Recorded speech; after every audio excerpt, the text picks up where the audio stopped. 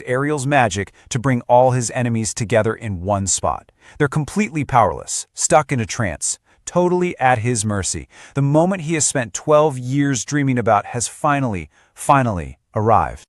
Just think about that journey for a second.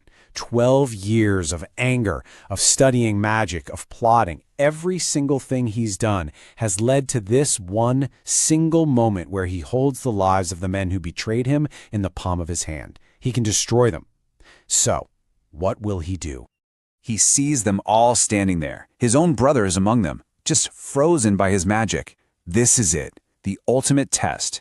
After everything he's been through, you know every fiber of his being is just screaming for payback.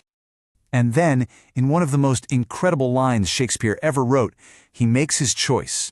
He realizes that real strength, true power, isn't about punishing your enemies, it's about forgiving them. He chooses virtue over vengeance. And with that one choice, everything changes. He breaks his magic staff, drowns his book of spells. He gives up the very power he worked so hard to get. He forgives his brother, he gives his blessing to Miranda and Ferdinand, and he gets ready to go back to Milan, not as some all-powerful magician, but just as a man. And that's really the heart of the Tempest. Prospero doesn't win by crushing his enemies, he wins by letting them go, and in doing that, he finally frees himself from the prison of his own anger. You know, it really leaves you with something to think about.